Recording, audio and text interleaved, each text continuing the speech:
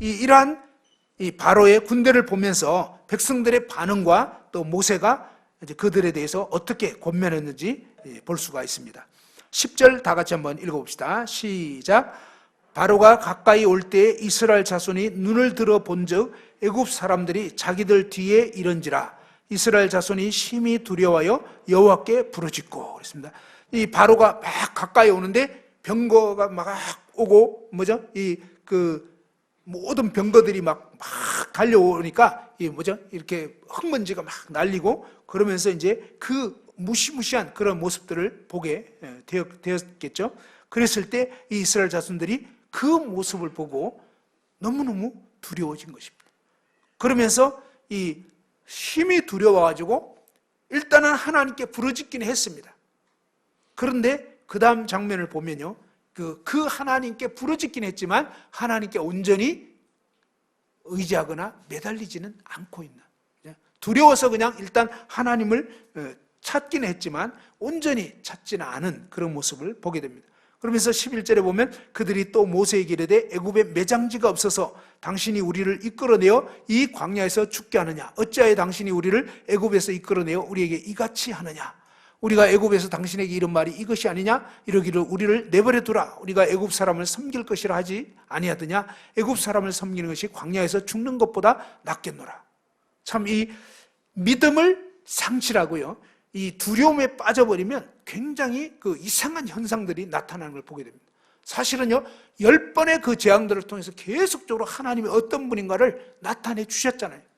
그럼에도 불구하고 뭡니까? 그때 너무너무 놀랐고 하나님 말씀하신 그대로 되는 거거든요. 그것이 한두 번도 아니었고, 그 다음에 이 이스라엘 백성들과 애굽 백성들 사이에 완전히 구분을 했었습니다. 이 파리 때부터는 완전히 이 애굽 지역에만 파리 때가 들끓고 이가 들끓고 가축들이 죽어나고 막 이렇게 됐거든요. 근데 이스라엘 백성들이 있는 고센 지역에는 하나도 그런 일이 없게 되고, 그쪽은 흑암이고 이쪽은 광명이고 막 이러면서 계속적으로 뭡니까? 하나님이 또 모세를 통해서 말씀할 때 그런 재앙들이 일어나고 또 모세를 통해서 말씀하게 하셔서 멈추게 하고 이런 일들을 계속 보여줬는데,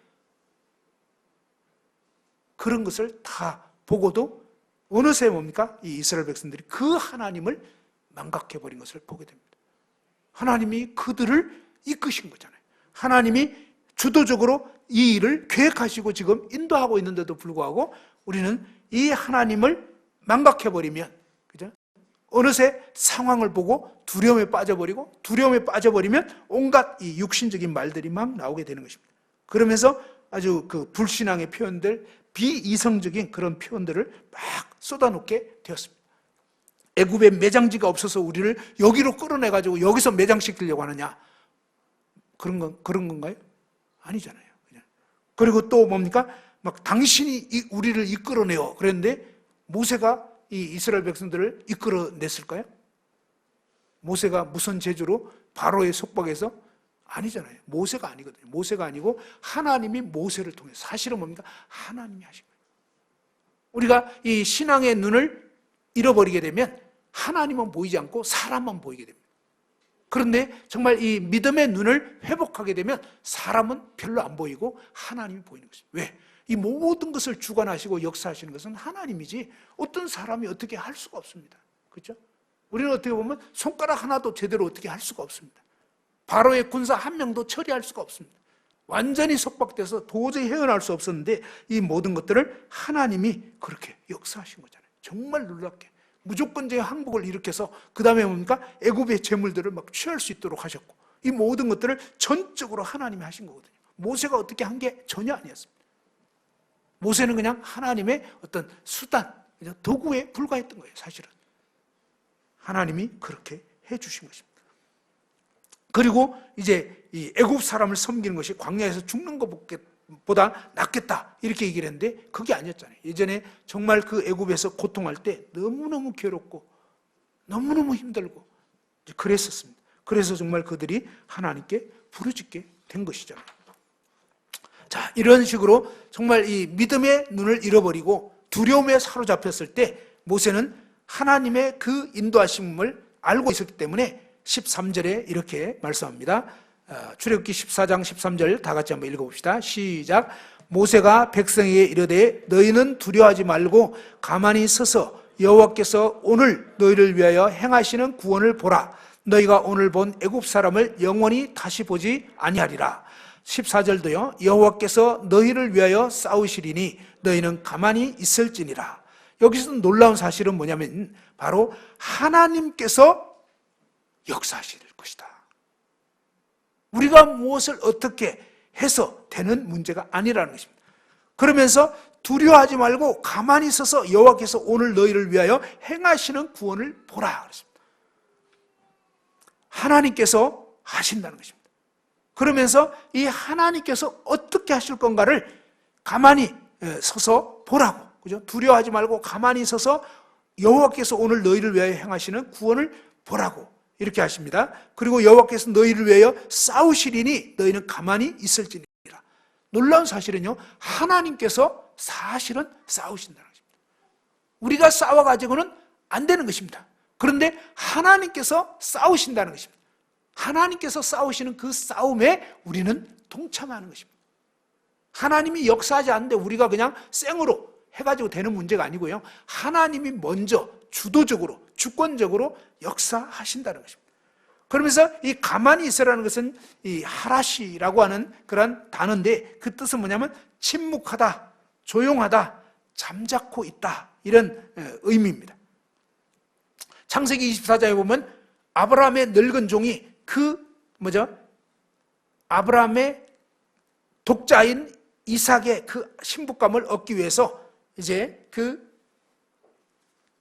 본토 고향으로 이제 그 심부름을 갔잖아요. 그곳에 갔을 때 그가 하나님께 기도했습니다. 그리고 기도하고 나서 정말 이러한 사람이라면 정말 하나님이 예비한 그런 그 신부감인 걸로 알겠다고 하면서 그가 어떻게 했냐면 그 사람이 이제 리브가에게 제안을 했고 물 좀 달라. 그러고 나서 이제 리브가가 하는 것을 묵묵히 주목하며, 그죠? 라고 했을 때 그때 바로 이렇게 이 묵묵히 주목하는, 그죠? 뭔가 막 이렇게 들레고 이게 아니라 잠잠히 바라보고 있는 것입니다. 사실은 이 하라시라고 하는 것은 그냥 어떤 방관하고 무관심하고 게으름 피우고 그럴 게 아닙니다. 그게 아니라 바로 믿음으로 주목하고 있는 것입니다. 하나님을 신뢰하는 것입니다. 하나님을 기대하는 것입니다. 들레지 않고 하나님이 어떻게 하시는지를 바라보라는 것입니다. 저는 예전에 정말 하나님이 어떻게 하시는지 이것을 보기보다는 이런 인식을 잘 갖지 못하고 내가 뭔가 이 하나님 일을 하려고, 그죠? 오늘 이 전도에 대해서 많이 얘기를 했는데 내가 뭔가 전도를 하려고 하니까 엄청나게 힘들더라고요. 힘드는데 여러 가지 나는 수고를 엄청 했는데 실적이 별로 없어요. 근데 그게 아니라 하나님이 역사하신다는 것입니다. 일반적으로 사람들은 하나님께 관심이 없습니다. 찾지 않습니다. 그런데 어떤 영혼과 대화를 하는데 그 사람이 뭔가 이렇게 인생에 대해서 어려워하고 뭔가를 이렇게 찾는 그런 갈구하는 이런 마음이 생겨 있는 걸 보면 그건 무엇입니까? 하나님이 역사하고 있는 것입니다. 하나님이 이 영혼 가운데 지금 일하시고 있는 것입니다. 그것이 바로 하나님께서 싸우시는 것입니다. 그런 것을 볼 때 우리가 그 하나님의 역사에 동참하는 것입니다. 하나님께서 바로 이스라엘 백성들을 구원하시고자 하나님이 계획하시고 그 일에 대해서 모세에게 말씀하신 것입니다. 그리고 모세에게 그 하나님의 역사에 동참하도록 하나님께서는 이 이스라엘 백성들에게도 모세를 통해서 뭡니까? 하나님이 싸우실 거기 때문에 너희는 두려워하지 말고 하나님을 바라보라는 것입니다.